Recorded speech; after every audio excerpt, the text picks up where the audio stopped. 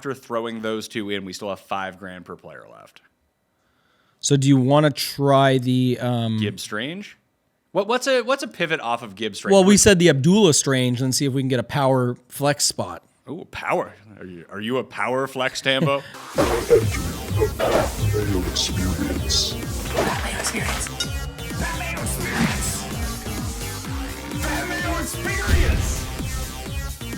Experience. Welcome to the Pat Mayo Experience, presented by Underdog, the Week 16 DraftKings Picks, lineups, game by game. We'll get this all figured out for you with some ownership. Tambo is back from Nashville, so that means you got to smash the like to this episode and sub to Mayo Media Network. Smashville.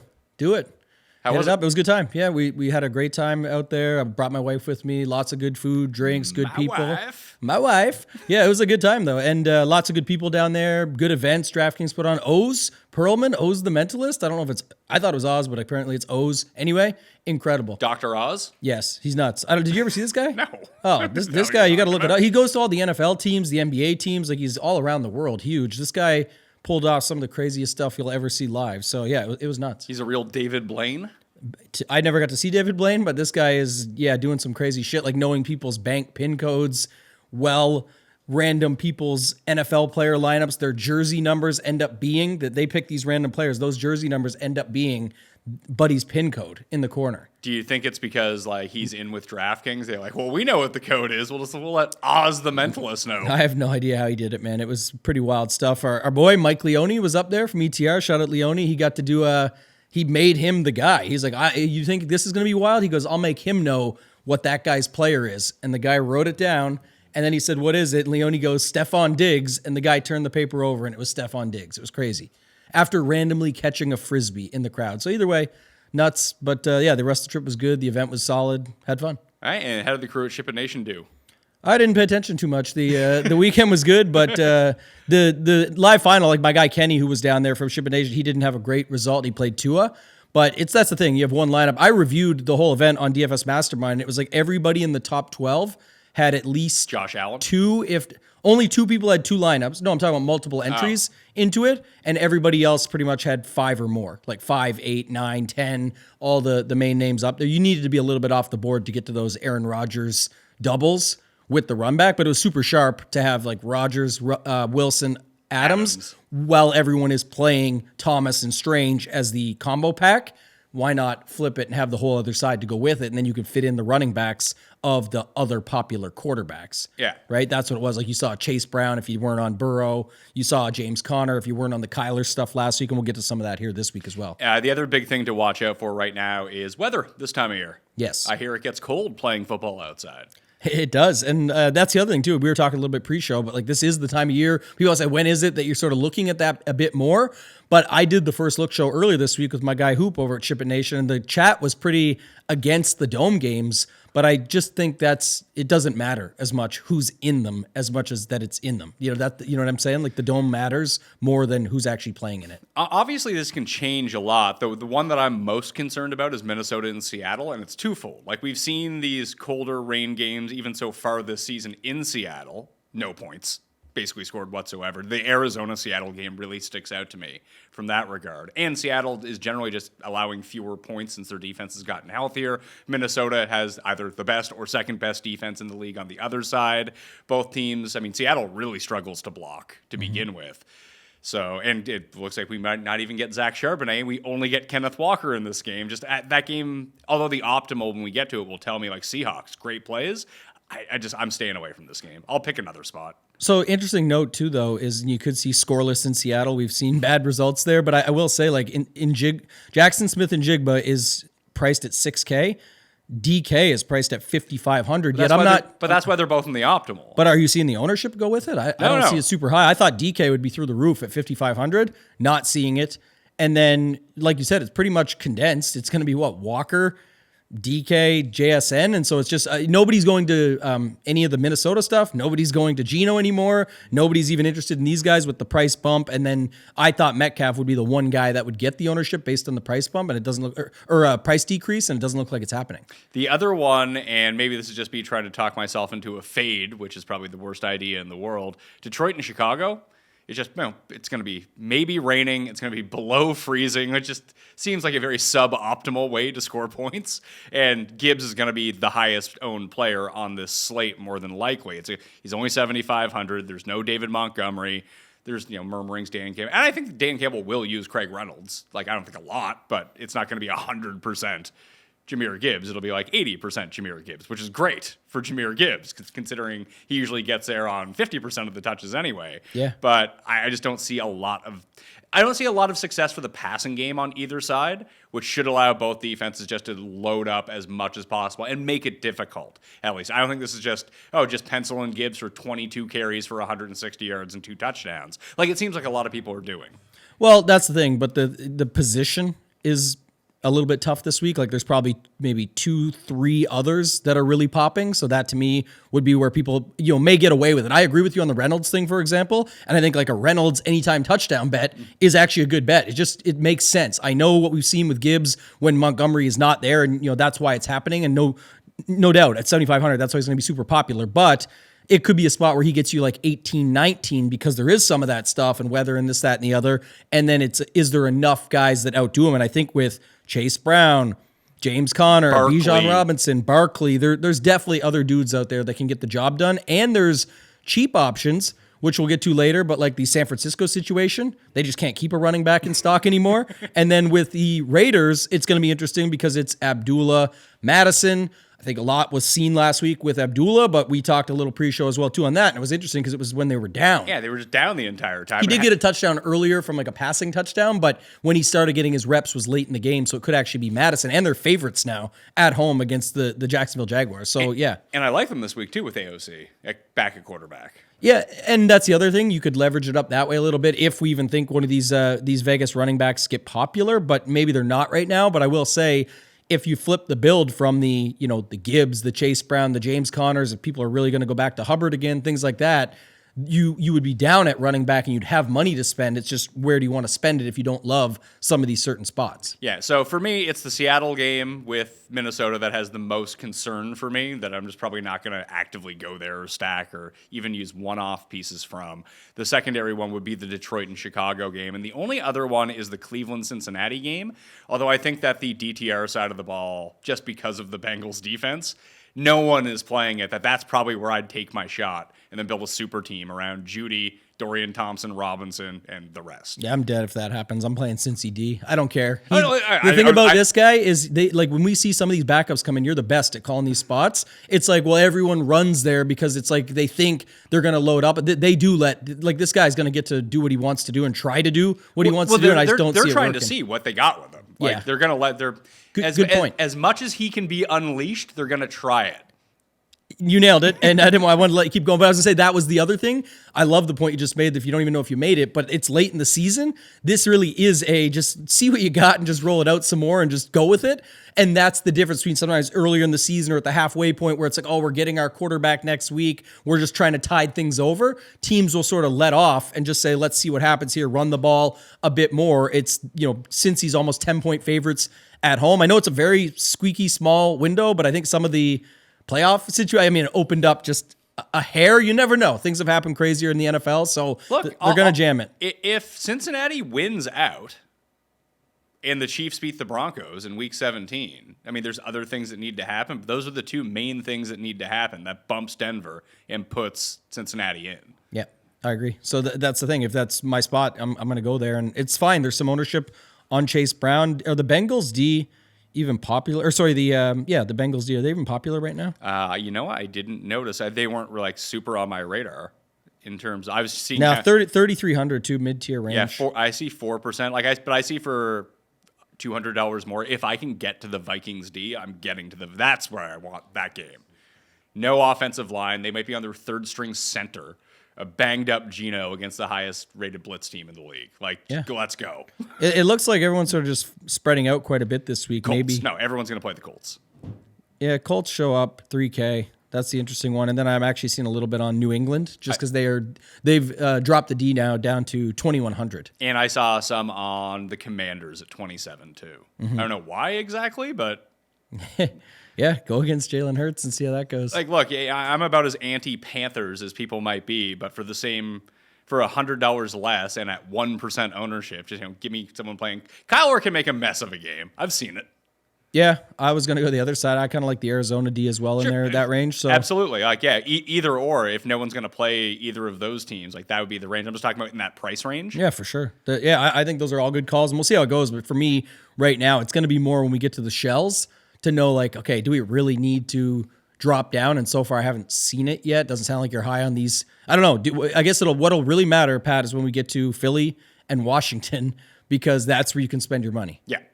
So let's get to the optimal to begin with. Actually, I do want to remind everyone that code Mayo at Underdog right now will get you a Baker Mayfield free pick for Sunday Night Football, along with an up to $1,000 deposit bonus. Use code Mayo, and here's the sneaky thing. You get that if you're a first-timer right now, and you get that deposit bonus up to $1,000. There's a lot of PGA best ball drafts or NFL playoff best ball drafts you can go into. I did one with Davis last week, the NFL one, but I'm spending my money on the PGA ones. They're a lot of fun. They're already getting fired up. I see it everywhere. People talking about them, and Byron and others. So yeah, I'm excited. It's going to be good. I think best ball is just going to keep growing and growing. And I think PGA is a sport that we know from the DFS side is moving over and just continuing to grow. The one and done, getting bigger, all of that. People are just liking the secondary season when football ends of moving over to golf. The one and done is already 25% full, which is crazy because last year at this time when it was smaller, I know it got bigger and maybe that number makes a difference. But you were like $1 million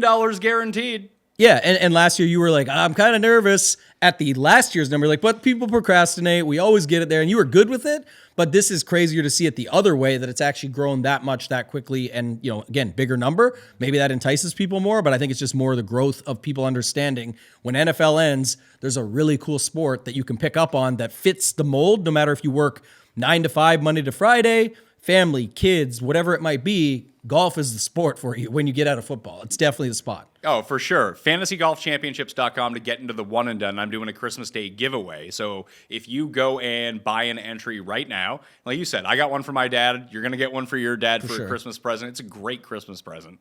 But if you then screenshot me, you can either email it to me, Instagram, DM it to me, tweet it to me. It'll put you into a draw for another free entry. And I'll give away one on Christmas Day, and I'll probably give one away on New Year's Day. I have free entries to give away. Mail clause. But you already need to have an entry. I'm not going to give it. You're not getting in for free.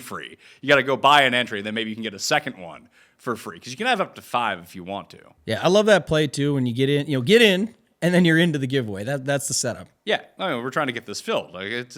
When I attach my name to something and someone has guaranteed $1 million to give away, I need to make sure this thing fills, man.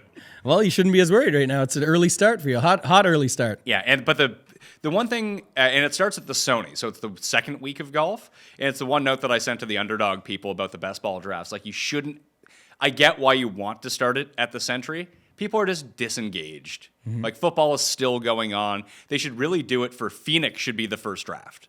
Yeah, football is still going on for Sony as well. But from knowing golf and what we do outside of this, when we're not doing in football season, it's like the Century, the old Tournament of Champions. It's never been a spot where people are engaged for it. They don't care. No, and I think that people are more likely to be engaged with the one and done because those are the people that are paying attention to golf, honestly, to begin with. Yeah. Where if you're Underdog with PGA, you're looking to grow this product, you want to get as many NFL people in crossing over as possible. And I just don't feel like their minds are on it as much January 2nd than they would be. You have the off week, the Super Bowl build up. You can really promote it then and be like, hey, you probably get a whole bunch of new people. The cross promotion is huge. Well, just people for Super Bowl will all sign up for Underdog if they don't have an account anyways. Hey, what else is going on here? Oh, golf drafts, perfect. Yeah. And you have some of the first 3 tournaments are jabroni tournaments anyway. Yeah. At least with Phoenix and Pebble, you start to see some real names pop up. The Mayo marketing class over here is getting me my mind thinking about something, and I just remembered it now, and it's going to be a promotion that comes out, but it made me think of the cross promotion between football and golf, and it's like I said, it's just incredible. When even back in the day when I was working at the car dealerships or whatever I was doing, that was the two sports for me because it's I still have a girlfriend at the time. I still have things I have to manage within my life, and the ability to go from football to golf is just perfect when you could swap over and do your research at night, have a couple days of build up, and then have a fun weekend ahead. Something like the one and done, the easiest of them all. Literally picking a name, stressful, but easy to do. Easy to execute. And if you do sign up at Fantasy Golf Championships, you can get you can put in your phone number and just get it set up with text alert. So if you don't make a pick, the night before, if you haven't registered a pick yet, they will text you to make your pick. It has saved my ass so many times. I was going to say, it saved me a ton, and I get the email reminders as well. So it's like I make sure I get double hit. I put a reminder in my phone for the triple hit. I'm not missing out on that, and it can be costly. You've seen some people miss out at like a signature event or something like, wow, that's a huge error, because even if they didn't do great and just got a min cash or something, it still adds up because it's a bigger cash at those tournaments. I love how much enthusiasm I have for golf right now. Talk to me in like July, and I'll be like, oh man, I can't wait. It's a grind. Can't wait for football. I looked the calendar up the other day, and I was like, holy shit! Like, it really at the Century, it really just doesn't stop. It just goes. It and goes and for 40 straight weeks. Yeah, there is no stopping it. So the optimal lineup this week for Week 16 is Michael Penix at quarterback at $4,500. That's the first game we'll talk about as well, because he is the most interesting player, maybe of the season at this price point, in this situation, in this matchup, in Week 16. But he's the quarterback. Gibbs and Barkley are the running backs. DK, Jacoby Myers, and Juwan Jennings are the receivers. Brenton Strange Brenton is the tight end at $3,500. Jackson Smith and Jigba is $6,000, and Colts D is $3,000. So they've used two receivers without the quarterback from the game I don't want to play anyway in the optimal. That's always fun. The thing about it is that I guess it would kind of make sense, because you're like, all Penix has to do is outdo Geno if those guys come through. I know most would say automatically, and if you were flipping this right away, you'd want to look at how can I find $1,200? Or that. I'm saying you could swap it your way, but others would look at this and say, how do I get Geno into this just to make, if those receivers go off? It also has Jennings, which we talked about it earlier, but with the running back situation there, it's fine to go to something. I think this is finally going to be a Debo week, by the way, just because it's, nobody thinks it will be. Yet, of course, the guy can barely breathe. He can breathe. He's fucking Duncan Sheik out here, barely breathing out on the field. Like, if you have pnemounia mid-season, just going forward, if this happens again, I'm just not going to use the guy after that. Put him on your blacklist. There's clearly something wrong with him. This is going to be the week. Everyone's on something or other there, everything but Debo. And what is Debo's price this week? I don't know, like $3,000. $5,200, right in there in that range. Yeah, perfect. I'm good on Pat. Well, when we talk about that game, I'm good with passing on Debo again. Jennings just been the dude for them, man. He has. He's the most targeted guy on the team every week. He had one bad week, and that was in the game where no one could score points last Thursday. Yeah, you are allowed to play them both. There's multiple. You can play up to 4 wide receivers. But the thing is, like, if you've been playing Debo, it's like, just taking money and lighting it on fire. That's why you got to keep lighting it on fire. I don't think I think you're waiting for the week. I think eventually it's time to cut bait on some guys. I think he's a cut bait guy. The season is short enough, and there's really not that many weeks that you've played him enough that it is a good point that you made. Hoop always says that too when we talk. I think it's a good point. Is if you've been on someone, stick with them. If you haven't been on them, be happy and just stay off them. Don't try and pick their magic week and figure it out. But it's worked for me in the back. Will Zalatoris, speaking of golf, the week he won, the only week I ever bet him. You want to say you were the guy who jumped on? Finally. I said I one time, but I was going there. It was more of like a in the mood thing. Like, I just think this is going to be the spot if there was ever, and that was hard enough as it is in the playoffs. So yeah, I don't know. I just think the Debo spot is interesting in this optimal, like Strange. I don't think that's a big enough price bump for the share that he was getting. I agree. It's $1,000 is a fair price bump, more than we usually see, but is it enough? There's a difference between fair and enough. That's kind of the spot I'm looking at there. So all I did with this, I took out the two Seattle receivers, guys? and I just changed them to Mooney and London, and now I need $300 somewhere, which means I can take Colts down to Panthers or whoever. You got Commanders, Raiders, Titans, Panthers, Jets, Giants, Browns, Bears, Patriots. Bears is sneaky at 22 because no one's going to play them at home. And the spread's not as big as you'd think. I already talked about the bad weather. If you get like we saw one classically bad golf game this year, maybe you can get two. But for me, it would probably be the Panthers against Arizona. Or how much are the Panthers? The Panthers are 2,600. I know I'm always looking at it, but just finding it sometimes. You there go you Titans against your boy Phony Tony. Is he getting any steam this week? Not. I mean, I actually think he's a pretty good play this week. But I think if you're not going, like, to me, what I would like here more this spot is people are playing Kyler, people are playing James Conner, and so I would just play Carolina and leave the $100. All right, yeah, and I like this lineup now much better. It also has a secondary stack with the Myers Strange. Yeah. It's got the one-off Jennings as opposed to if people are looking for the running back or doing something different there. Not that he won't have some ownership, but still, it still plays the good play in Gibbs, and then you get arguably the best running back on the slate. Mind you, people won't say that or go there because they're worried about the Washington matchup or they're on Gibbs, and how could you say that? Barkley is literally in the MVP conversation. I know he's not going to get there because you got Josh Allen running away with it and Lamar having a better season than last, but just saying Barkley has been having a phenomenal season. It wouldn't surprise me. If Lamar didn't already have 2 MVPs, how close do you think this race would be? Do you think that's why it is? No. I mean, I think that there's a double effect. I think that Josh Allen's having a great year. And I think that versus expectations of what people had with the Bills, that people are now talking about, man, Josh Allen's got some weapons around him. It's like, really? All I heard for 8 months was like, I don't know how this offense is going to work because the pieces he has are absolute garbage. There's army men in the tank, but he's the tank. It's like literally one way. So it's the one guy's pulling it and it's him. And that's what these last 2 games have been. I was going to say, I think it's more the winning and losing record. They're not losing record. I shouldn't say that way, sorry. But the Lamar and the Ravens have not come through. The defense hasn't been good. They've lost some really important games along the way versus Allen is sort of steamrolling and getting hot at the right time. I think the odds difference is insane. I know this sounds nuts to say. It's just, to me, it's too much of a delta, but I understand why, and it's probably not because, I mean, Josh Allen is going to win the MVP if it ends tonight. You know what I mean? That's the thing. But the biggest thing, and I keep bringing this up, like whenever we talk about the awards, is so much is determined in the final 3 weeks by games that people actually see. Like, as much as it shouldn't make a difference, playing well in a prime time or visible spot is huge. Yeah. And Lamar has that opportunity the final 3 weeks. That's what we need out of him. And did you see last week? Throwing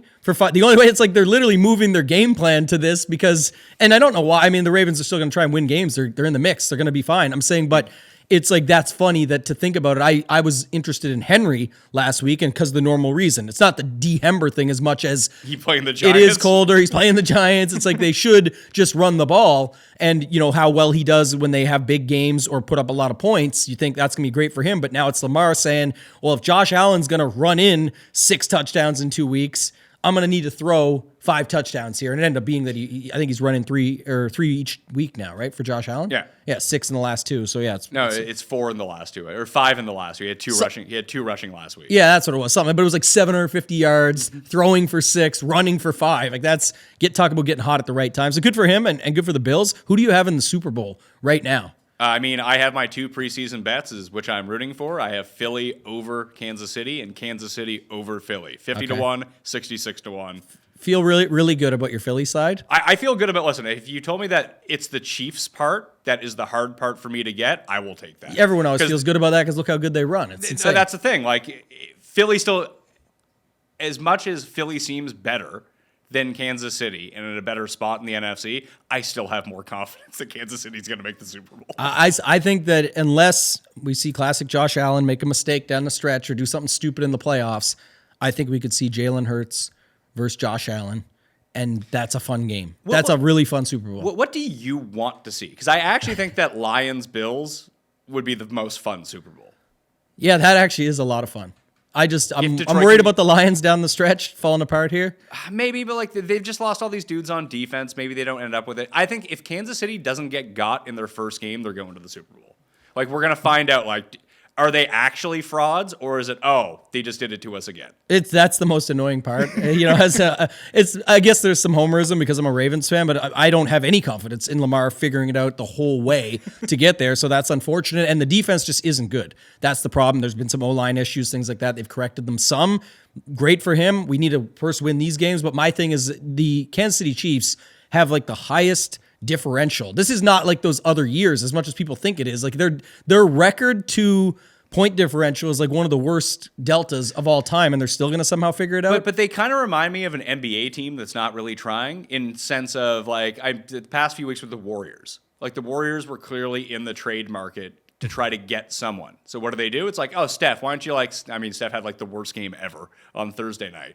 But they were like, hey, Kuminga, why don't you go out and shoot 27 times a game and like really up your stock here? So I'm we laughing. can trade you. But with the Chiefs, it's like they've been trying Worthy as their receiver 1. They haven't really been featuring Kelsey. They've been featuring more Noah Gray. Pacheco gets hurt. Like, I'm not concerned. Like, out of all the AFC teams who are good, they still have the best defense. Yeah. Like, I don't consider Houston good. Hollywood Brown coming back too this weekend? But that's the thing. Hollywood Brown coming back. You pick up Hopkins. Like, there's a chance that we start December, Mahomes gets a little bit healthier from this ankle injury, and all of a sudden it's like, they have guys he can throw to again, not Juju.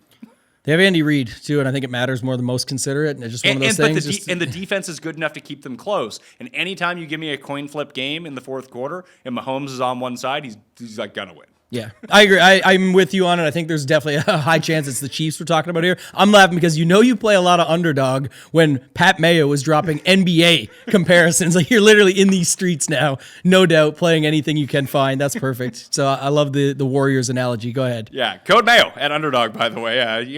The one that you can win is I had a horrible Thursday night football. I think I was wrong on every single pick I made. Find the late basketball game and see what I can do. Oh, hey, you got to get back in those. Once Herbert started like lighting it up in the second half, because I had the Bo Nix higher rushing, which hit like immediately, and I had Herbert under rushing because like, oh, yeah, he's got an ankle injury. I talked about it with Pizzola. I was like, the last time that I targeted a quarterback with an ankle injury on his rushing lower coming into the game was the Trevor Lawrence Thursday night game against the Saints when Lawrence might not even play. He can barely walk, and he had like the highest rushing game of his career. So of course Herbert has like 40 yards rushing. Yes, that's the way it goes sometimes.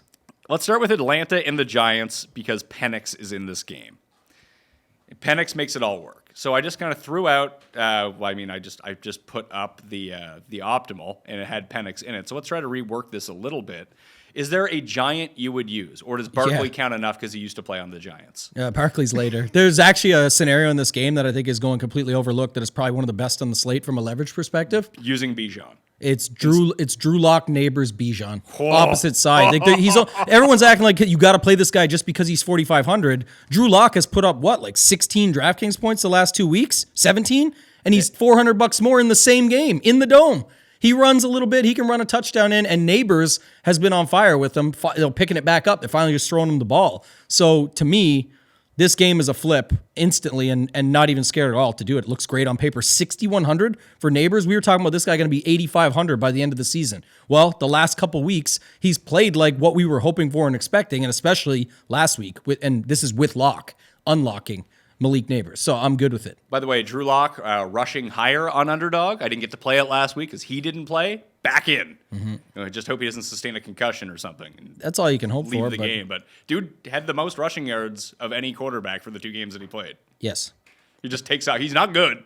He has throw to Neighbors in the repertoire and run. Yeah. That's it. And if you don't want to do that, that's fine. I'm only using him in the name because obviously he would attach good to Neighbors. He's not required for Neighbors. Neighbors at 6,100 can get you 10 for 100 and nothing and still be great. But you could just use Bijan and that. But Bijan's getting like no ownership. He should be a smash play here. That's the thing. Like because Penix and the receivers are going to be so popular that the best play from this game is Bijan. Yes. Or maybe Giants D. Giants or Atlanta D.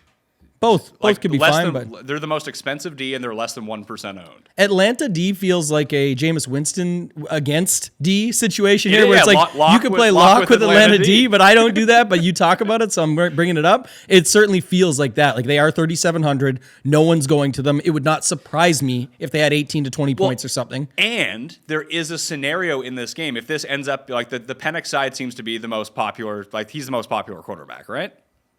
As of now, yeah. As of now, yeah. So he's coming in at 16%. Phony Tony is number 2 at 14%. And then it's like Caleb Williams, who I can't envision playing against Detroit outside in the rain. And then Bryce Young, like, again, one of the biggest things that I talked about last week, I mean, I know that you weren't here, but I did, the Saturday show, which is actually no fluff. It's just like, here's some information for you. Mm-hmm. I went and looked at it. And I was like, this is interesting. Logged on to Run the Sims, sorted by reverse ownership at quarterback. Like, who are the low-owned quarterbacks? Do you know who the low-owned quarterbacks were last week, at least per projections? Aaron Rodgers? No, Rodgers was like, all right. It was Jalen Hurts, Lamar Jackson, Jaden Daniels, and Josh Allen.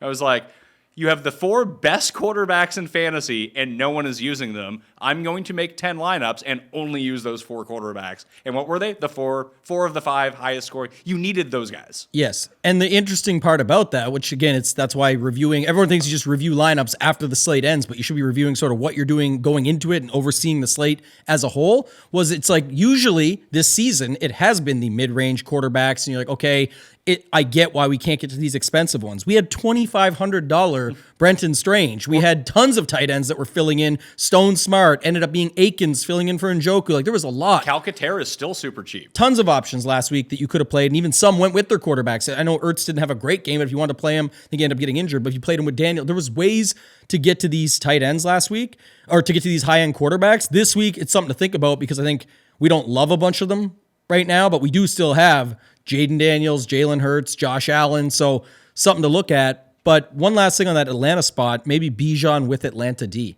because there still are huge favorites at home. Against Drew Lock and Malik Neighbors? Against, There's the game stack?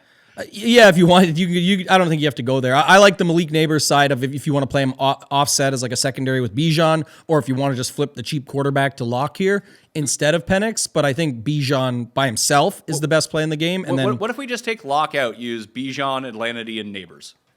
You don't need to play a defense, but you can go against a flex. I mean, that's just a nice way to put in. Well, the biggest thing with Atlanta defense, and you bring this up a lot, and the reason that I bring up the ownership from this game, if Penix is going to be popular, London and Mooney are going to be popular, hell, Pitts might even be popular in this game. You think? Yeah, I think so. I Okay. think people will find any excuse they can to be like, this is the week. He's so good. Well, the reason I ask is if that would be the way that I would be interested in Penix this week is just play Penix Pitts. Fill out your positions you need to fill out with it. $8,500 for a starting quarterback, starting tight end on the same spot. And we've seen this plenty of times. Like I remember back one of the live finals when Gardner Minshew came in for Philly. For you. Yeah, I had him at quarterback, but I didn't use Goddard at tight end. And that's the lineup that won, was somebody that went the one step further and was able to get Goddard in there. That's kind of the other way you can unlock it, because even if Penix is in check because quarterback gets spread out, let's say he's 12 to 15%. Let's say he gets to 15. Well, Pitts might be like 5 or 6%. You got to use a tight end anyway, and he's $500 more than Strange, Yeah. who's likely to be popular. I have Pitts at 8% right now for what it's worth. Mooney's only 3%. So everyone's just playing London with him. So I think that's another interesting point to add on to this is, it's if you don't like Penix, I get it. And there's tons of ways to leverage him and go against him and whatever you want to do or ignore. I think for his price point that you should be playing Penix.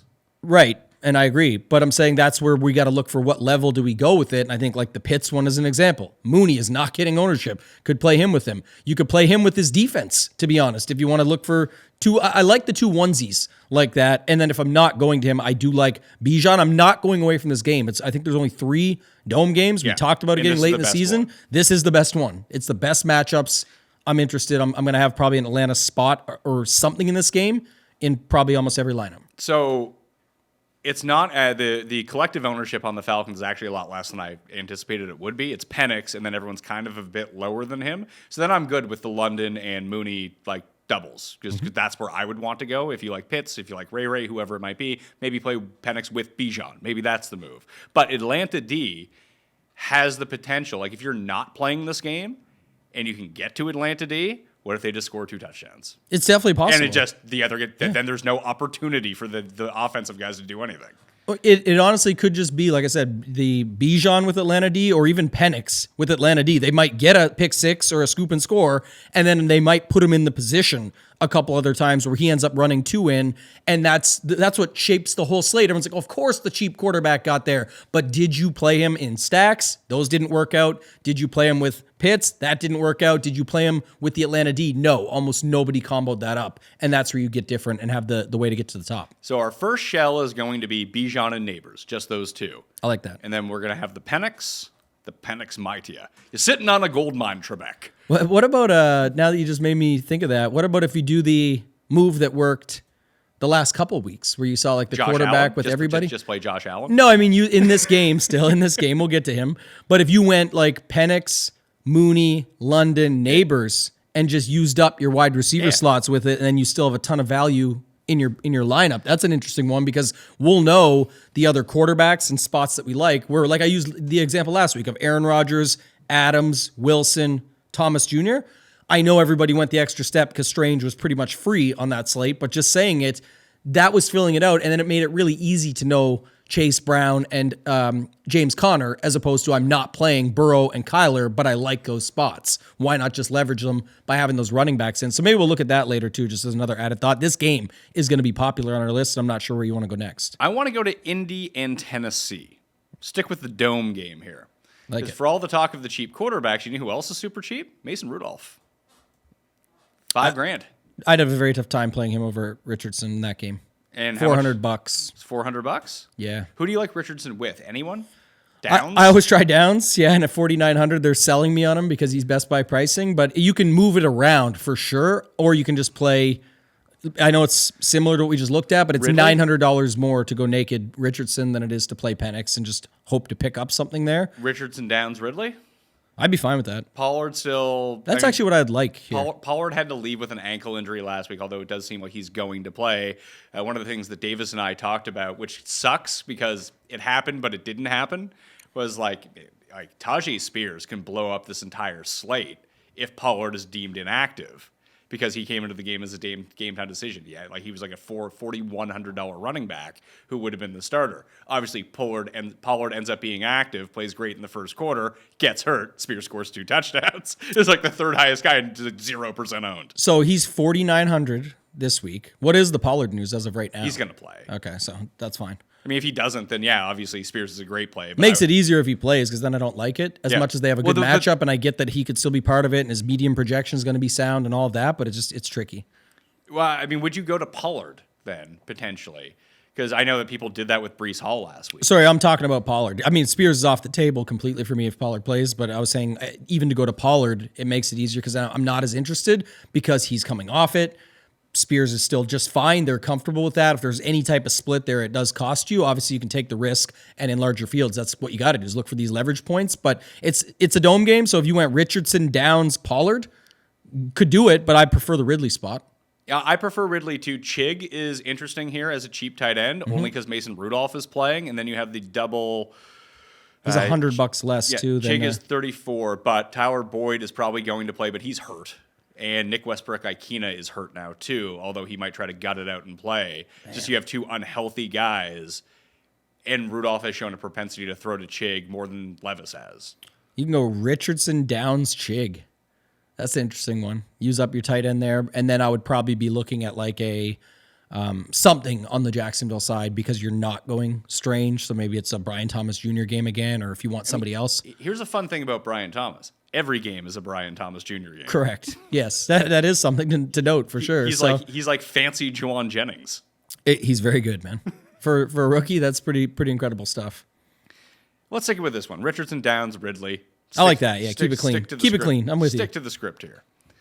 Where else would you like to go now? Because the next highest game on the slate, What's the other dome game? the other dome game is. Why am I forgetting this? Carolina? No. It's Indy. It's Atlanta. Vegas. Jacksonville, Vegas. Oh, there it is. That's So low total. That's what it was that stood out. It's the spot we talked about. I guess we could talk about. We literally just talked about Brian Thomas, so use that as the segue. But so- he's 6,300. Which side do you like better? If Like if you had to play a quarterback, would you just play Matt, or is this one where you play like Brian Thomas and Jacoby Myers? I would play secondary sacks more. I played Mac Jones last week because just already had I Brian played Thomas him and too. Strange. He sucks. Like he's actively bad. I think he was okay. He could have had 85 DraftKings points in that game if he just was able to complete passes to open wide receivers. If he got like 10 more, I would have all been very close to $1 million. Well, he didn't. So you know that's- why? Because he can't throw it to a He guy. got 21 almost, He can't so- throw it to a guy who has no one around him by 20 yards. He got 21. I do like the secondaries better, but like you could play just Brian Thomas and Jacoby Myers. You could play just Jacoby Myers and Brenton Strange. I Well, think the Brock Bowers play is super interesting in this game. What 'cause if you did Amir and Strange? 46, 35. There's your little mini stack, and that saves you all the money. Well, that's the discussion, though. I don't hate that, but what am I trying to say? The way you said is like we want Amir in this if he's down. So I guess either script could work, but if you played Amir with Strange and just locked it in at that, I mean that's cheap, and could do whatever else. Again, it depends what we do when we get to these other big games. Yeah, But so that would be I don't think we need to make that a shell, but I think that's one to put on the back burner if we need to save money in some of these, like if we get to because I am going to be playing a Jalen Hurts, A.J. Brown, whatever lineup. I just think that's a great spot against the Commanders. for sure. And if they get going back and forth, right? Yeah. That's the other thing. What about the Madison take here? Is there any way? Like, I'm just not playing Madison. I'd rather shell it out for Abdullah because his path to score, I know that we always talk about upside and getting there, but Abdullah is very cheap, and I think that even in this game, that he can squeeze out 13 DraftKings points really easily. Just because, it's 5 catches for 41 yards for Amir Abdullah. If he falls into the end zone, Good point, all of a sudden he has like 19 points. Where just Madison doesn't, like Madison's going to need to be like 18 for 101 and 2 touchdowns to get there. Abdullah has such an easier path to scoring points based on his profile. Now, if they get up in this game and they don't use him, then yeah, you're absolutely fucked. But, I make a lot of bad picks. So then one that would be interesting for this one, and even as a shell, honestly, because it would be similar to last week. I was thinking AOC, Abdullah, Bowers with Tank Bigsby on the other side.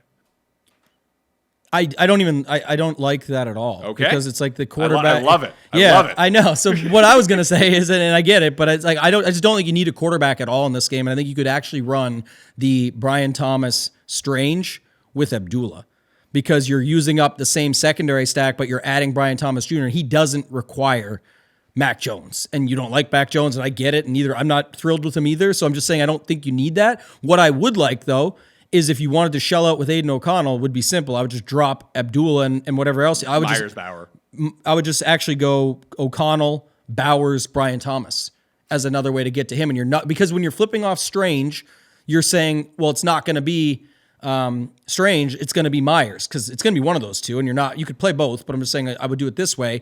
And then you're putting Bowers in, which is the price up from Myers. You're not playing Myers at that. You could play both, of course. I'm just saying I don't think you need to shell it out that way. And there's other plays that you could make up for it with, especially in something like larger field, which is usually what we're talking about, where a lot of people think you need to have the 3-1s. But realistically, it's like if Myers only gets you, I think you need Bowers to get there when you're wasting that much money at tight end, or spending, I should say. But if Myers only gets you 13 or 15, you're like, oh, it's not bad. Like that could be what costs you when someone in the same range as him in 5,800. It's like Neighbors has the game that's 10 points better than him, and other people could find that $300 to fit it. So I'm going to go O'Connell, Bowers, Brian Thomas. I love it for this one. Write that down. So it's funny you mentioned that about the 3-1. I'm kind of with you, and maybe this is just anecdotally speaking. I know that you break it down over at DFS Mastermind every single week, at Shippin' Nation every single week. And I'm just kind of casually looking at it like, hey, why didn't I win? Or like, where did I make my biggest mistakes? I mean, half the time I'm just like, I make terrible picks, of course. I lost all my money. But I'm coming off 2 weeks in a row, so I got a bit of confidence doing well third here. time's the charm. It's not going to go down. It's that means all that means is I need to play Josh Allen in my main lineup for the 3rd consecutive week and just print money. We're staying up. We're taking blue pills tonight at the party. We're going to get everything fired up, man. Oh, I don't think we talked about that on the show. We're taking anti-hangover pills. Oh, that's right. That's what it was. Yeah. Allegedly anti-hangover I had pills. to find somewhere to fill it into the show, though. It's too good. All right. I told my wife, because the Mayo Media Party is tonight, that I was like, I bought all these, like, trying to be a nice guy. Like, I know what it's like to be older now and to be hungover with a headache. I started taking these, like, natural anti-hangover pills before I drink, and I wake up and I don't have a headache in the morning. It's not like I'm not, like, slow, but the headache is the worst part of the entire thing. And these have prevented me from having headaches. So I ordered a whole bunch. And I told my wife, I was like, when we walk in, I'm just going to dump them all in a bowl and put them by the door, and people can have their anti-hangover pill. And she was like, I don't think it's like a really great look if they come to our Christmas party. There's just a bowl of pills when you walk in. Halloween at the Mayos, and he's got a pill bowl on the way in, and he'll put us a sign. I promise these are not drugs, like maybe. All right, yeah, I had to throw that one in there, but I do think we've got this game figured out. What's next on the docket? Oh no, my question to you was the 3-1. Oh, sorry, yeah. I actually think the 3-2 works better than the 3-1. Other than that, I'd rather just go quarterback 1-1. It's just in larger field tournaments, like I said, we dissect it and break it all down. It's just been more of a theme. It's when we start, you don't always need the run back. We've learned that a little bit more as time goes on. You can fit things in. You could have just a secondary piece where, like I said, you could have Thomas Jr. with Strange and Myers and not need a quarterback to go with it. But for the 3-1, the instance is in the 8. You're already needing Aiden O'Connell to get there, and you're needing an expensive tight end to get there, which obviously he can. He's Brock Bowers. But if he gets 2 touchdowns, and that really helps O'Connell, it does, and you get Brian Thomas Jr. right, a lot of people that think that, just 3-1, set it up and be done. Well, if Myers only has that 13-point game, we saw it with a Geno JSN week where JSN had 41, you didn't really need the, was it Lockett that week at 15 because I think DK was out? It's like an example, 13 or 15 is still almost 3X, but somebody else has you covered because they ran the one the 2-1, and they have somebody else in that Meyer spot in this example or analogy that we're giving. So just to note it, in larger fields. In smaller fields, you can get away with it because you still want points, and those are points. And one thing, like reviewing my lineup from last week and even the week before, it was Bills, Rams stack, main stack. Last week for me, it was Bills and Lions. Mm-hmm. And the thing that I took away was I needed the 1-2, but it was the one with the quarterback by himself and a receiver running back on the other side in both games. Yeah. It was Kyron and Puka the first time around, and it was Amon-Ra Gibbs last week. You can get, and if you got to Goff there, it still probably would have been fine. Wasn't as needed as the other ones, but that's at least one where you could see it. But I agree on that stuff. And it's rare, but the Lions would be a team that this fits for. The Rams as well, I guess, because of the way they just go crazy with Puka now. But the setup of the too expensive guys also was usually looked at and frowned upon us in the sense that, well, if they're both going to hit their ceiling, that means it has to be a Goff game, but not necessarily true because Amon-Ra St. Brown can just catch 10 for 140 and 0 and still be really good and not mean much, just 140 yards to Jared Goff, and Gibbs 2 touchdowns on the ground, no passing, let's say. That doesn't help Goff. It actually hurts him as well there also. So yeah, you got to look for the perfect spots for those, but that one's certainly one that makes sense. The holidays are here, and this year, I'm not stressing about what to wear, especially around the house, because I'll be wearing my Doers. These are the most comfortable pants that I own. They make me look good, and they're so comfortable. I wear them at work, I wear them around the house, I wear them when I'm out doing things, because Doers denim and lifestyle apparel is built for doing. And I can really tell the difference right now, because I've been switching in between jeans and I wear my Doers. There's a lot of temperature fluctuation going on right now at this time of the year. And the high quality temperature regulating fabrics, they keep me warm, but at the same time, I don't get overheated. So that's really where you want to go. And Doer has styles for everyone. They don't chase trends. There are pieces you can wear all year round. Trust me, I know you'll love your Doers as much as I do. Check out Doers flagship stores in LA or Denver, or shop online at shopdoer.com/PME. Right now, my listeners get 20% off your first purchase when you use my exclusive URL, shopdoer.com/PME. This is such a great deal. Don't wait to get 20% off. Go now, shopdoer.com/PME.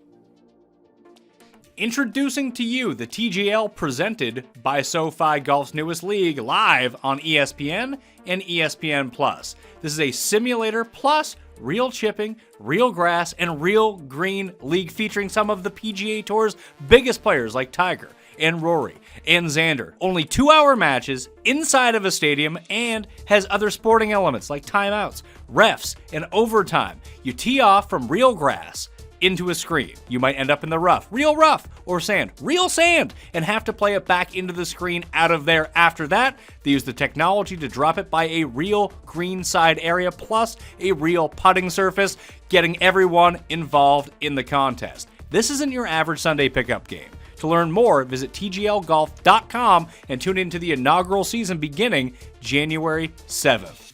Keep up. It's golf.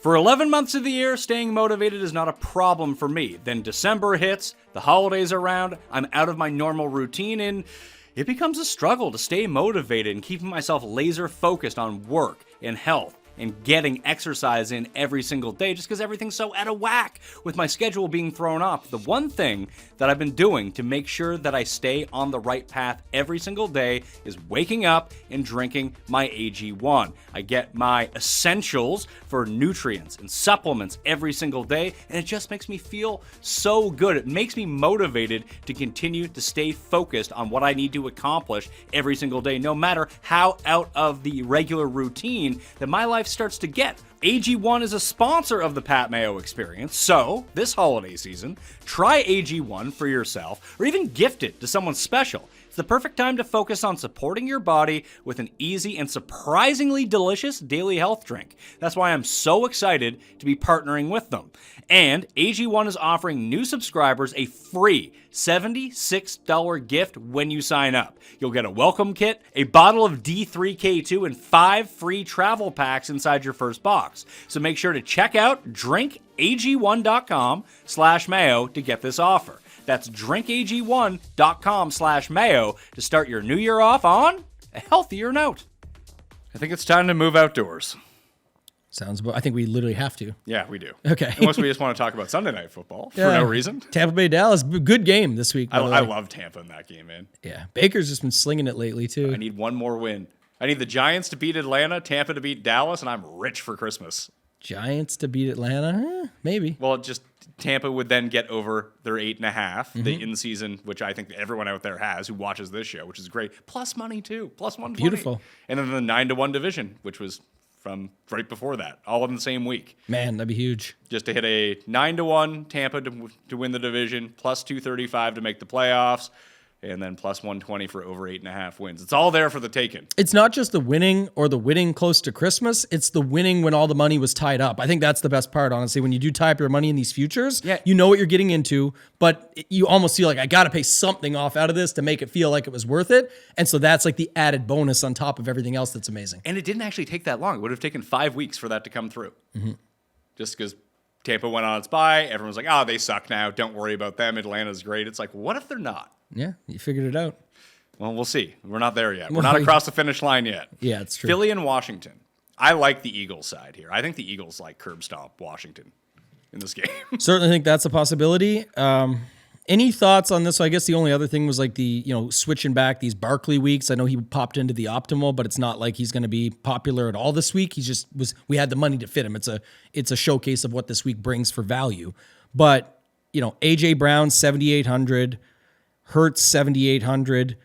I will say this. I don't love Terry McLaurin unless I'm playing him with Jaden Daniels. I agree. Because even last week was a showcase of it. I know everyone will say, well, that's just a product of the slate. Like, it's unfortunate. He still had a really good game at his price and da-da-da-da, sure. But first of all, he was barely owned, so almost nobody played him. Most people that played him had him with Daniels. Daniels wasn't needed with the other stuff that went on the slate. And also, stop acting like this ain't the same. There's 11 games on this slate. Like it can happen again, and he literally needs that outcome, and he still wasn't needed. So it's not that I don't like him or people keep sleeping on him. Good, do it. Bet him for 2 touchdowns. That's how you're going to make your money because on DraftKings, it hasn't really mattered. He was one catch away 3 times from breaking the slate was the thing. I think that's what's sticking out in people's minds. Daniels missed him by like this much on an 80-yard touchdown. He dropped a 60-yard touchdown. And then there was one that was half on Daniels, half on him for another touchdown. Yeah, and I was watching this, and I love that call because that's what I'm saying.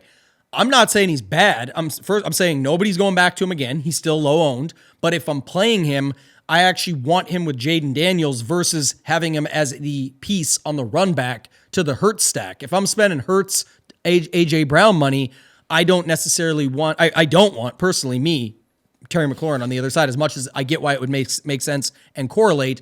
I want McLaurin to have the big game, and I know it's going to be attached to Daniels, so I want it that way for a little bit of savings versus 78 and 78. It is 73 and 73 for the cost as well. Hurts Brown with Smith or just Hurts and Brown? Hurts and Brown. With Hurts? If he plays. He's in concussion protocol. It looks like he's, it's not only is it a revenge game, he's still like a pretty good price. I was going to say, that's why we're interested. Yeah. $3,800? I'd be fine with that, yeah. Their offense he wasn't doing much in that game against the Saints, but their offense stopped the moment he left the game.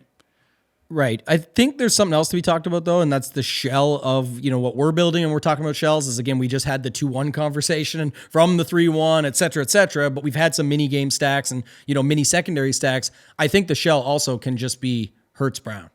And you fill it out with value because you're using up your money. Now you need to go find value. You don't have to force a Washington run back at all. Brian Robinson's $6,200. I know it's a terrible matchup, but he makes sense in this lineup if they can make it somewhat competitive.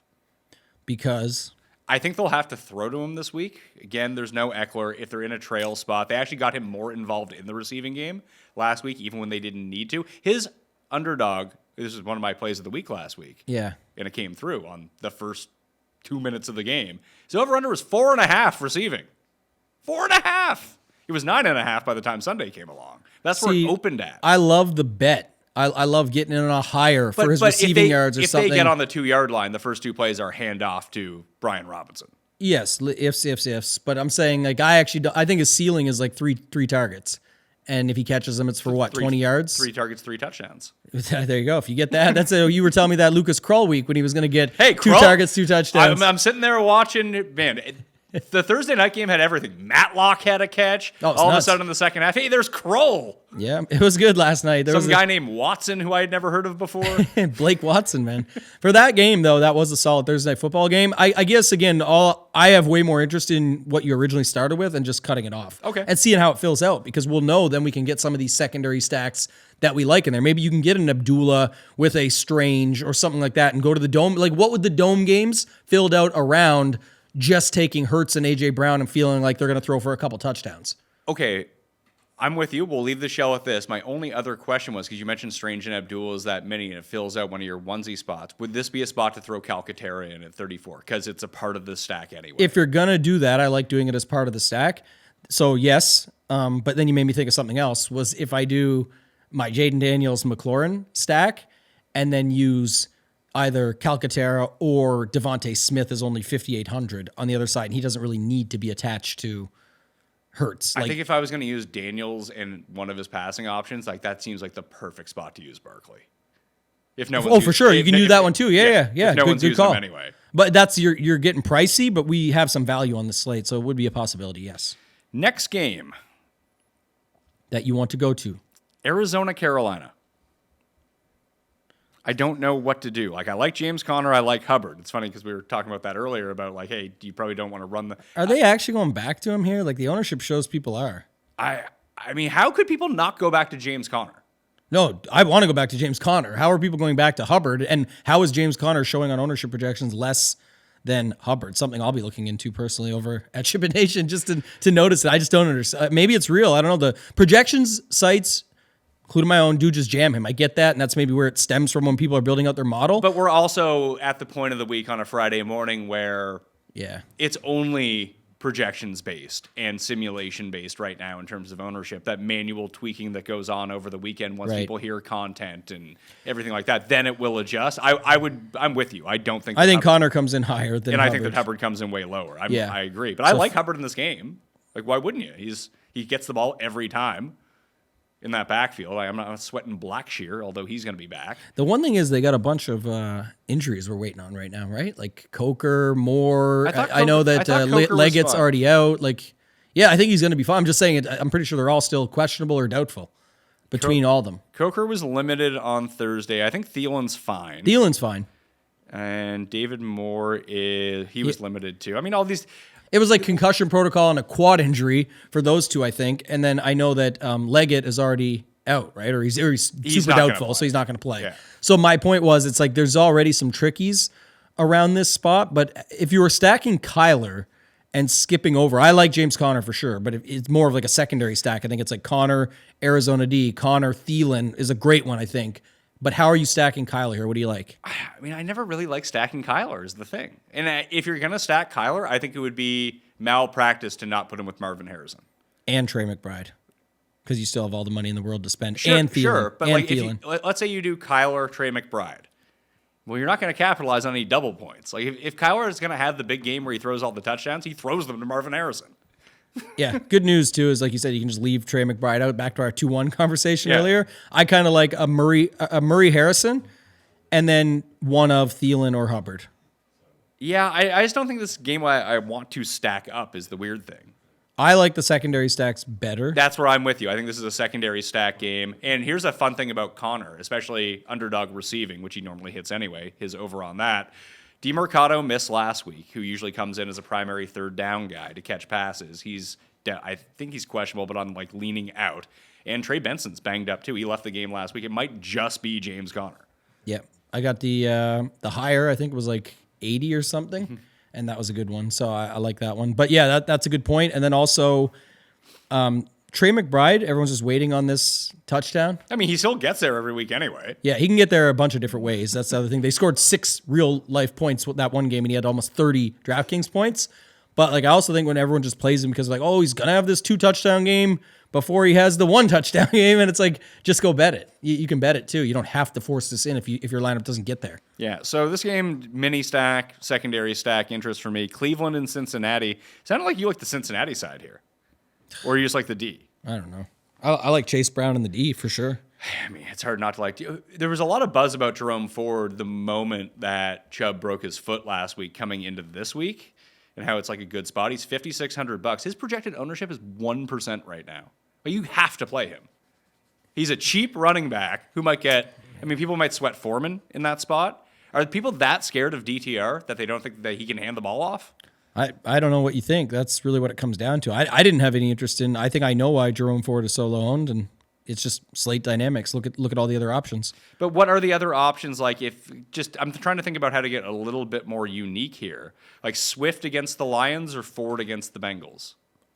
Like Ford, man. Like, because there's no, or you could play Tracy against Atlanta. Maybe that's the move. He's got like 2 good games ever, and like last week, everyone's going to look at, it was a 62-yard run. If he gets that, sweet. That's what you're looking for. But that's what you need exactly. Is he? And he's had a few of those big ones in the past. That's why I think that.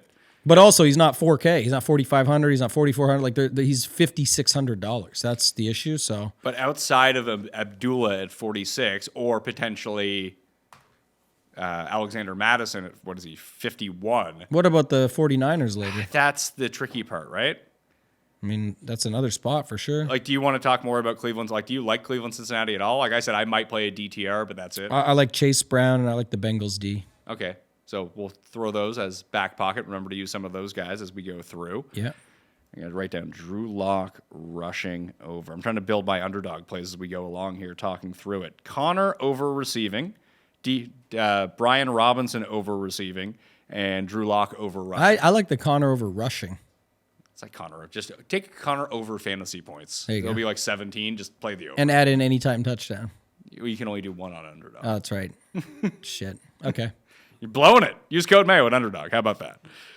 Fix it right up. Miami and San Francisco. This one's appealing to me because you mentioned the San Francisco running backs, which we don't know about. Do you think Garendo's going to play? Doesn't seem like it. So if it's not Garendo, is it Patrick Taylor?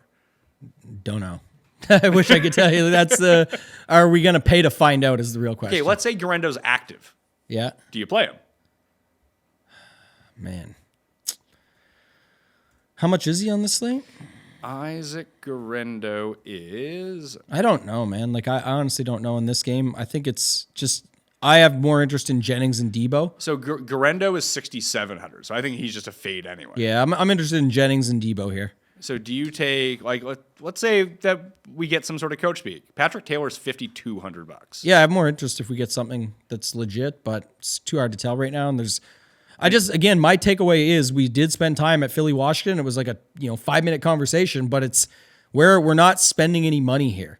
So we are going to be able to afford these running backs. And we mentioned it already. If you've got Chase Brown, James Conner, Saquon, you talk about Hubbard, we got Gibbs, there's just so many running backs on this slate that you can play and be fine with and then just see what stacks fit around it. I just don't know how we're getting there. What about Achane on the other side? I was going to say Purdy, Jennings, Achane is where I'd want to go. Yeah, I don't know if I'll get to quarterbacks in this game. And if I did, it would probably be Tua. I think Purdy's a lot like Tua, but he actually runs, which is helpful. He actually wins Millie Makers and stuff too, so it's good for him. It does make sense, but I just don't know how this game's. It's tough to tell how it's going to go. Purdy has had some okay games throughout the season, some 25-pointers. Those would be nice for sure, but is that even enough on this slate? We'll see. And then if you don't get it right, if it's not Jennings, even though it feels like it should be and it would be, it's something else. I really have interest in Debo as the one-off. Like I said earlier, I know we're not filling the shell out with that. I'm just going to stick to it, but it's just a standard spot for. Just you're on Debo, I'm not. Exactly. So when I fill out my lineups, I don't want to use them. I'd rather play Kittle. I'd rather play Jennings. Yeah, I think Jennings is definitely the better play on paper. I just think the ownership will tell you the story there too. I told you about how I've won all this money on Josh Allen the past few weeks, and now he's a 38-point favor, where the hell he is, against New England.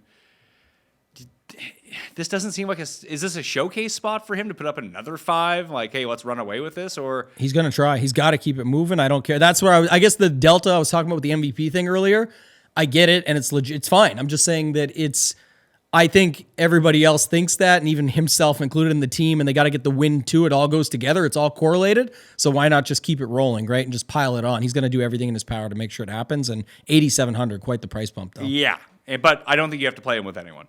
You just play Josh Allen. Because Lord knows who he's going to throw touchdowns to.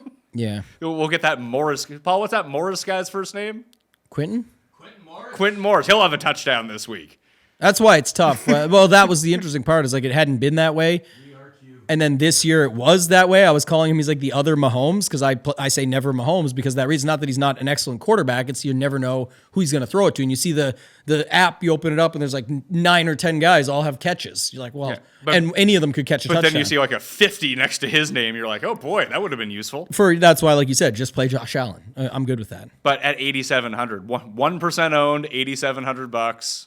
Well, it goes back to it though. Like when we build again, it's not a shell, but when you go back to the It's just a Josh Allen. the Hurts AJ Brown lineup has to be just as good when you find the $400 to move Hurts to him and then drop AJ Brown down to whoever you want or pick up money elsewhere. Maybe you go to a mid-tier guy and bump up the defense or a tight end or whatever it might be. So my point being, you can get there. Josh Allen, $900 more expensive than Jalen Hurts now. Imagine that Hurts and Josh Allen were the same price. Who are you playing? Allen.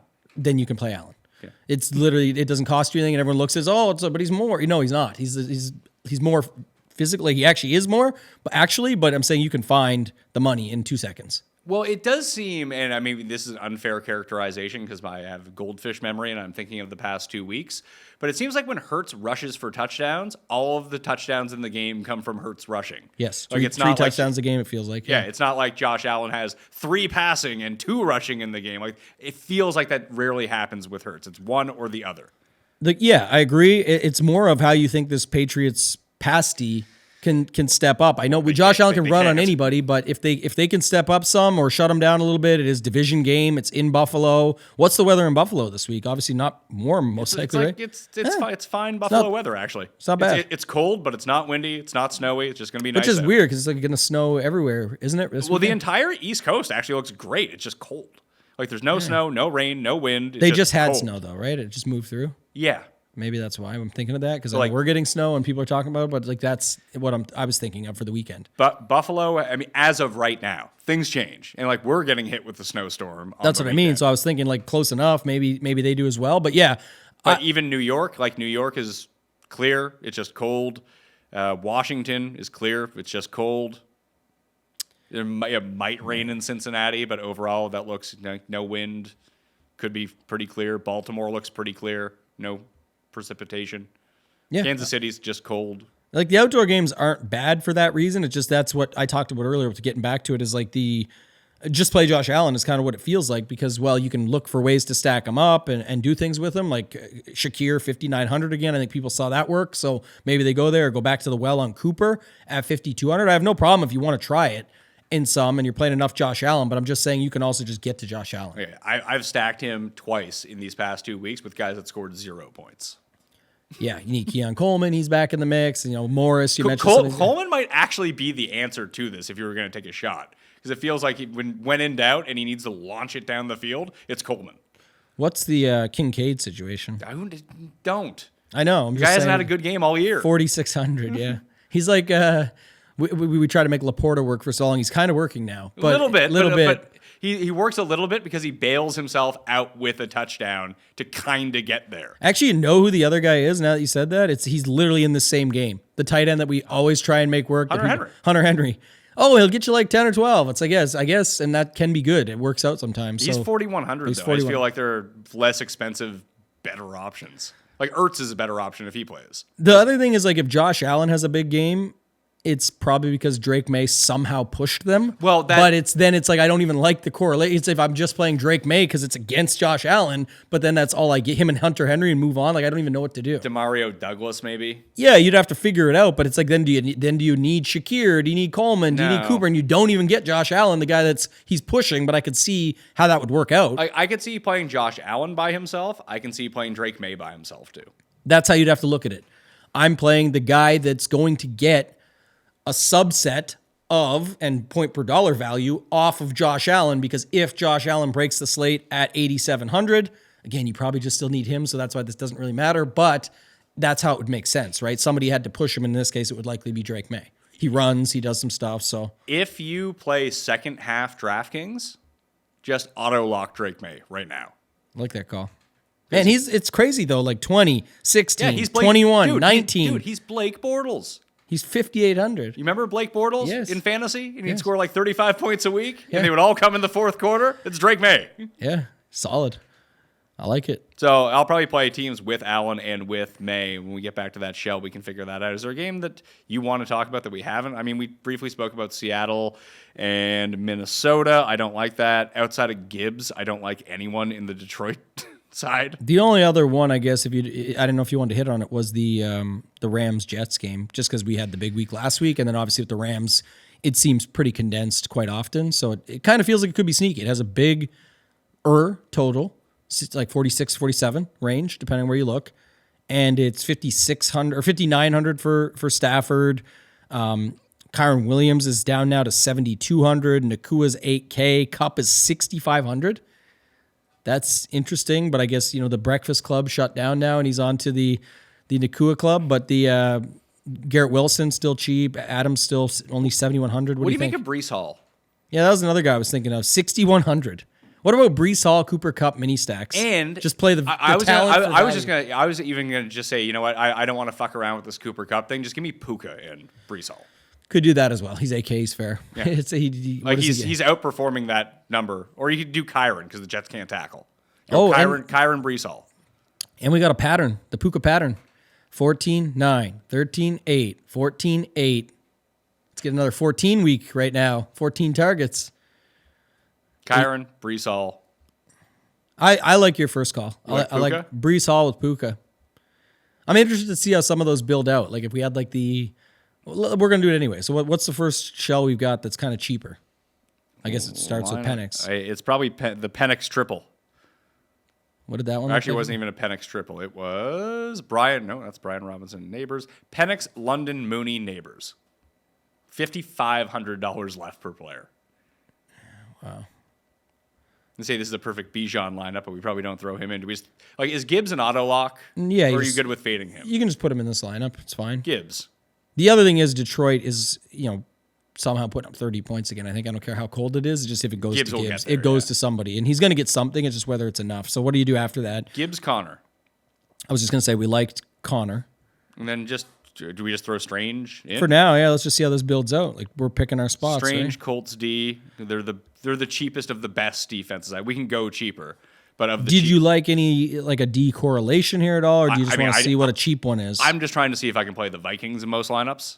Okay, if I can get there, because no one's playing. So that's a good point too. Like you can look at the Vikings first. What do the Vikings look like? Well, the Vikings leave me 6K. And what's 6K? Do I really like anyone at 6K? Jawan Jennings is 5,900. Done. Boom, done. That's a great lineup. It really is. Like for what we're building out. It's again not as many people are going to use up all their wide receiver spots, but then they'll be pissed off that Penix got there. Oh, the chalk 4,500 ruined the slate. It's like, did you play him with Mooney and London and Neighbors and not use anybody else in that spot? No. Then probably shut up. Like that's usually what it comes down to. And so this leaves us $100. It projects like one off the optimal. It's all good plays still that we've already talked about. And we're in. Well, Penix, Gibbs, Strange, Jennings were like 4 in the optimal anyway. So we just flipped the optimal around to make it more correlated and make it make sense and cover the spots that are good on the slate. And where is the next cheap one that we have? I think it's this one, the Richardson, Downs, Ridley one. Let's throw the Bijan Neighbors into this one. That that we liked. What did you want to take out of this one, sorry? Nothing. Just keep it as it is, but throw in, because we had Bijan and Neighbors as its own like mini stack that we liked. So let's throw Bijan and Neighbors into this lineup because it's cheap. And how am I doing that? Oh, into the next lineup we're doing. Yeah, sorry, I got confused there. Oh, I thought you were, because originally, remember you said we could probably throw Bijan in this, but I don't think we want to at this point. Yeah. I got what you're saying now, so let's move it over. It's Bijan and Neighbors with Richardson, Downs, and Ridley. All right, let's do that. Richardson, Downs, Ridley. So even after throwing those two in, we still have $5,000 per player left. So do you want to try the Gibbs Strange? What's a pivot off of Gibbs Strange? Well, we said the Abdullah Strange, and see if we can get a power flex spot. Oh, power! Are you a power flex, Tambo? Are you a power flexer? Well, just a different way to use Strange, and you mentioned like with Abdullah, it would make sense, right? So if you went back to your Minnesota D that you like to get to, what does that leave us? 8,200. Oh man, we're just Barkley? shy. Oh, $100 shy of Barkley. How can we get there? We can. How do we get? Was there a $3,400 tight end we said we liked? There was Chig. I mean, we can. How about this? He's another run back. We already had Ridley. We can. I mean, we just double it up. I mean, we could just not play. We can play Lions D since we don't have Gibbs. How much is Lions D against Caleb? Oh yeah, just get rid of the D. Yeah, we can play your Bengals D at $3,300 works too. Yeah, let's do that. Yeah. Oh yeah, that's perfect. And so that one is 6 off the original. So it's Richardson, Bijan, Abdullah, Downs, Ridley, Neighbors, Strange, Barkley with Bengals D. And one thing I want to note though too is that that's not as bad as you think. Like I think some people watch this stuff, and I'm having a lot of these conversations at Mastermind lately because people are like, why does how does Mayo have any money left based on the lineups that he plays? They don't say that. I tell them we do talk about like the defense being talked about early versus later, because obviously this is the example with the Minnesota one, the previous one. Perfect spot. I want Minnesota more than I even care. There's going to be so many flex options, but I'm thinking about Minnesota, and what does that give me? Well, guess what? It lands us on Jennings, and there's a running back situation going on, and leverage. Like there's spots there that makes perfect sense. But if you didn't land on that, maybe you flip it. But in this lineup, the breakdown of we're off by 6 or so, people think, oh, though it doesn't project as well, it's not good. Well, we're playing Abdullah here. We're playing for a specific game script where we have it built in that it's like a strange Abdullah situation where you get it back and forth. Not a strange Abdullah situation, and Abdullah mixed with Strange playing in the same game where we're making it make sense. So the fact we're off on the projection doesn't really matter because we're playing out the game. And that's what Run the Sims does, right? Run the Sims, where move the game around. Well, this is now going to project better because it's going to feed some of those points with his market share and his receptions and all of that. Well, guess what? He goes up. You're just not changing it when you're building the lineup. That's a note to make. So let's enter that one. Aiden O'Connell, Brian Thomas, Brock Bowers is up next, $5,300 per player. Let's try to make this one a little bit different. You talked about Chase Brown that you like? Yeah, let's do, what was the first? It was Aiden O'Connell, Brock Bowers. And Brian Thomas. Oh yeah, this lineup is already a great start. So it's already a winner? Well, just thinking about it, like I like the Chase Brown one. Also in that spot, like if you were doing something a little bit different, is Chase Brown is $200 more than Gibbs, but coming in, and again, he's getting ownership. Chase Brown is, but I think he's coming in like maybe 12 to 15% less. You've got some guys that like Brian Thomas who are owned in the mid range. You got Brock Bowers who always gets a little bit, so it's kind of thinking up from that perspective. Do you want James Conner in this one or a cheapie? I don't know. You know who I was looking at that I don't know how often he gets there, but he's always 2% owned is James Cook. Yeah, don't hate that. Like if it just turns out to be we didn't even talk about him earlier. Yeah, if it just turns out to be the James, he had 29 points last week. Like his last 4 games, he has 29, 4, 22, 19, 15. Now the 22 would be fine. The 4 is obviously not helping, but if you can get a 2% James Cook at 30 points or something, it's like all right. Yeah. If you're not playing somebody from Detroit here, you're just kind of hoping it spreads out, right? Or you can use Lions D. Could do that later as well. Also, I was going to say the James Cook thing. If we're not using Gibbs, what if we just use Amon-Ra as the one-off? Jameson Williams is the one-off. Tim Patrick is the one-off. Jameson Williams or Tim Patrick I'd be good with. Like that's the cheap Amon-Ra. guy. I mean, what I was trying to say, though, is if you're going James Cook, it's going to get expensive because now you have 6,500 Brock Bowers, 63 Thomas, 77 Chase Brown. Let's just throw in a Tim Patrick, $4,500 at receiver. Let's try Timmy P.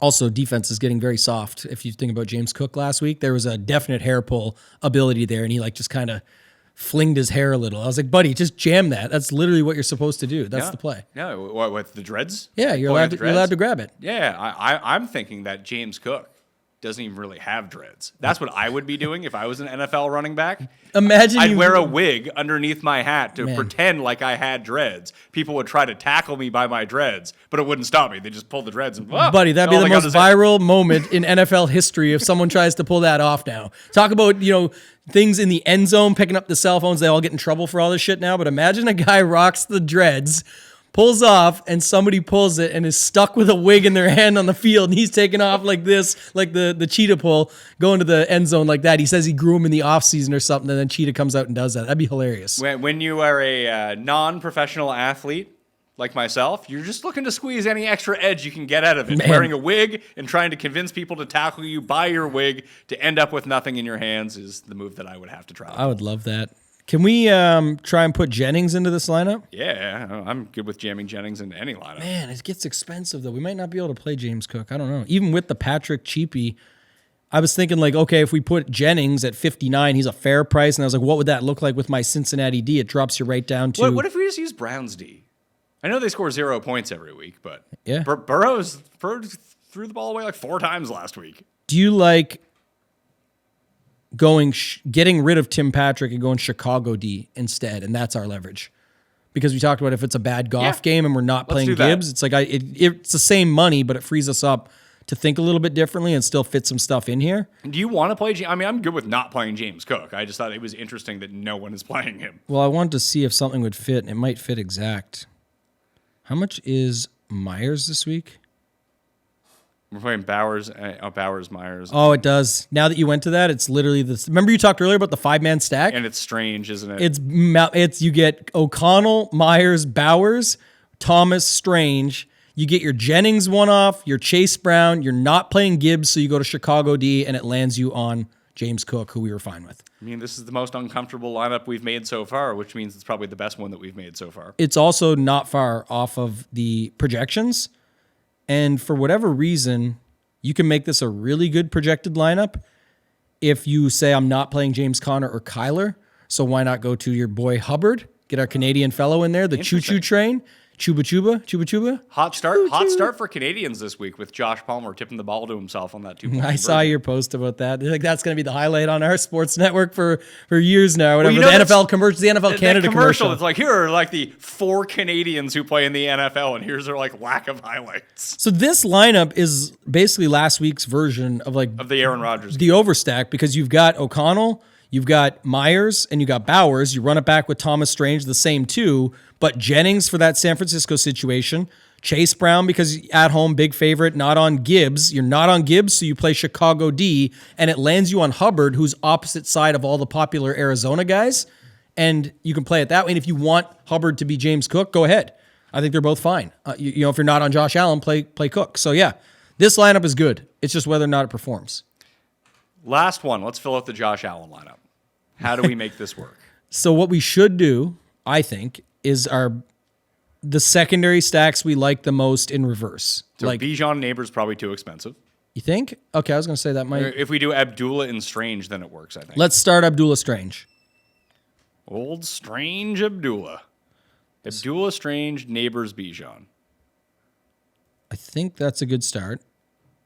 And then wasn't there another secondary stack we kind of liked that was mid-range? Yeah, we like Jennings and Achane, but that doesn't work because that's No, it's too expensive. But it could be Jennings, Jonnu as a second tight end, Jennings. Well, let's Malik just one off Washington. Jennings. We're still filling it out. We don't have to fill out all secondaries. What do we like? We definitely like Jennings at 5,900, so All that's right, fine. Let's throw in a D to see what we can get left for a wide receiver and a flex. Let's just chuck in Colts D as a median D for the moment, Leaves about or we can do Panthers D yeah. just to save a We can little do any bit. D. Well, my take is what's the secondary stack? So it wasn't Cleveland, Cincy. We have $5,200 left. I feel like we have to go cheap. Like, do we do double cheap tight end? Like, it just might be. We can't afford Gibbs. We didn't really. What was the Arizona? Oh, can we fit the Connor Thielen? I mean, no, we can't. No, we cannot. We cannot. We cannot. No, we cannot. We have $5,000 left here. Okay, we you're right. we have Can't get relative- that one. We didn't like anything in that one. So honestly, we don't really have a good secondary stack here, so that's fine. So now it's just filling out the pieces. So what was another cheap wide receiver that we liked? There is none. That's the problem. The Sims will tell you that Kayshon Boutte, like every week, is the best play of all time, although he scores 0 points Literally every just week. fake value. It's just It's I mean, I would actually look like I did last week. Like I told you, I played Diami Brown. And he was used last week. Like he and Zacchaeus did split time, but he was the one like they were actively giving him bubble screens. They were getting reverses out of the backfield. And in a catch-up spot against Philly, they just might have to throw it his way. And they use him on, especially if Philly's D is good, they generate pressure with only 4. That McLaurin's not like the check down guy. Like they used McLaurin down the field. They use him in the red zone on like the shorter passes, but generally speaking, they check it down to. I mean, they love checking it down to Noah Brown, who's no longer around. They like checking it down to Ertz. Diami Brown's another one. Zacchaeus is another one. Like it's a roulette wheel of these guys, but Brown's also their burner too. That you might just get lucky that he's just down the field. so then I think that leads me to say we have to either try going Someone- back Timmy Patrick again or go back to Chicago D and not play. We're not playing Gibbs, so I'm honestly fine with Chicago D. Is there like would you go double cheap tight end, or is that too much? Who I think you're forcing a lot because we already have a risk in here with Abdullah. What if it's Ertz? I prefer playing the cheap D Okay. against what you're not going against and then deciding because now you have 5450 But what's that even really doing for us besides that band that was named 5450? I think that was their name. Is that their name? I don't know. What? Yeah, Canadian band. 5440 is the name of the band. Okay, we were close. You can get Metcalf, Keenan Allen. You can get Metcalf. And I think this leads me to believe we can't use the Bijan Neighbors double. I think we need to get away from that. I think if we use Neighbors... Wasn't there a $2,100 D on this? Or that's going against Allen? Let's use Neighbors and Mooney instead and not Bijan. And now we have 6,800 left for those two spots. Okay, let's get my guy Chase Brown in there for a second. I was going to... or Gibbs. Gibbs? 1 sec. We should probably build the best Gibbs version. Who's at 7? You can go Gibbs, Brees Hall. Mooney, you said? Mooney with Neighbors and then use Brees Hall and Gibbs. Although it's against Bears D, but who cares? Who cares? I just think that I was trying to see if I went Chase Brown with... Chase Brown would get you 59, but we've already used Jennings. I want to see if I can play... Is there anybody at 4,800 or no? There's really no one... I mean, Laporta's 47. This tells you how hard or bad without no current value that these Josh Allen lineups are. Yeah, these are tough. Because we didn't do... we don't need to because it just tells you the same thing. Is if you move this to... A.J. Brown and it's the same thing. Hurts, that's why I went straight to the Josh Allen. Yeah, you're stuck in the same spot, which is nuts because we have Abdullah, Strange, a cheap D. What was the other cheap D you said at 2,300? At 23? Cleveland versus Cincy, but now I got... Okay, what if I go Cleveland, not play Chase Brown, and try Gibbs? Does that give us the money for something? No, I mean... 6,000, the same money. I just put Hall and Gibbs in, is all I did. Maybe you play Josh Allen against Patriots D and hope Josh Allen throws a few to them too. Just spread the wealth around. Kittle and Jig, but yeah, you get nothing, man. You get literally nothing. How much is James Conner real quick? 71 gets you 64. For me, it would get me 65. Yeah, 60. It would actually get 65, so that's fine. Which is what? Nothing. Bowers, but then Cup. You got Abdullah with it, so yeah. It's ugly, man. Yeah. These Josh Allen lines are ugly. It just tells you that. And people will find other ways to get there. But we have the clear cheap tight end in Strange, the clear, if I'm down running back, I know it could be Madison, so it's not clear, but I'm just saying if they're down, it's likely Abdullah.